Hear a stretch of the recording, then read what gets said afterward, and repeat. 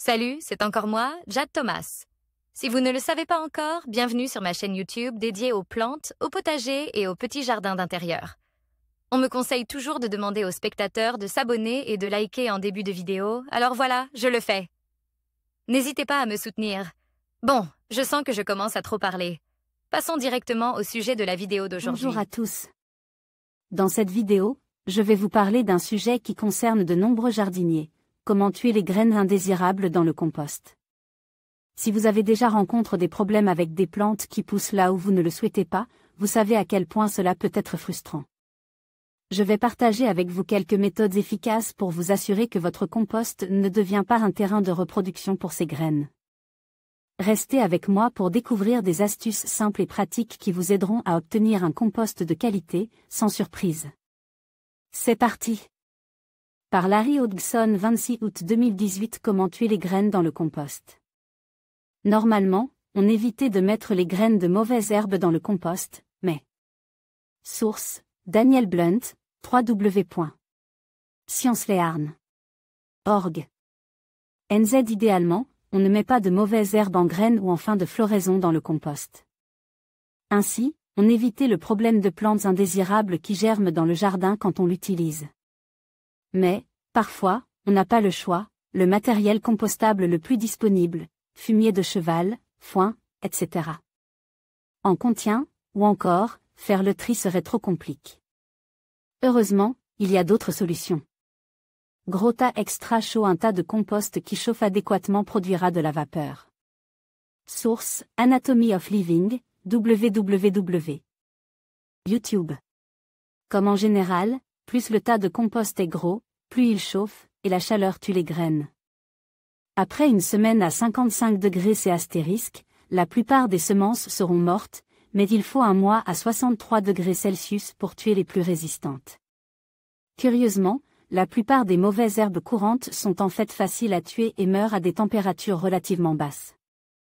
C'est notamment le cas du pissenlit, Taraxacum officinal, et du chardon des champs, Cirsium arvens. Parmi les mauvaises herbes aux graines difficiles à tuer et qui nécessitent donc un traitement à au moins 63 degrés Celsius, il y a les suivantes. Kénopode blanc, Chenopodium album, laitron épineux, sonchu asper, liseron des champs, Convolvulus arvensi, mauva petite.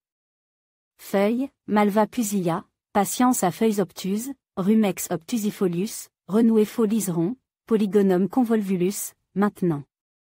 Fallopia convolvulus, renoué persicaire, Polygonum persicaria, maintenant Periscaria maculosa, Senson commun, Senecio vulgari.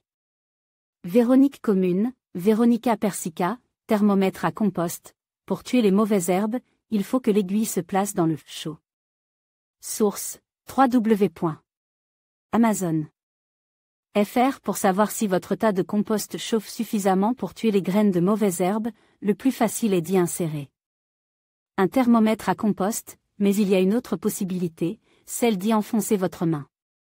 Si la température y est assez chaude pour que cela vous soit inconfortable, le tas chauffe assez.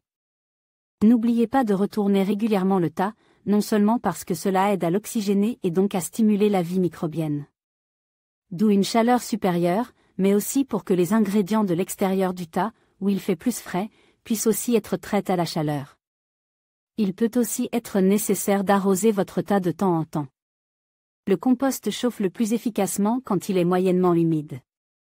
Quand le tas ne chauffe pas assez, les boîtes de compostage couramment vendues ne contiennent pas assez de matériaux pour assurer de telles températures. Il faudrait alors procéder autrement si vous voulez tuer les graines de mauvaises herbes. Enterrez le compost ou couvrez-le de paillis. Source, Telegitimatnew. Comme il faut d'abord savoir que les graines de mauvaises herbes ne peuvent germer que si elles sont exposées à la lumière.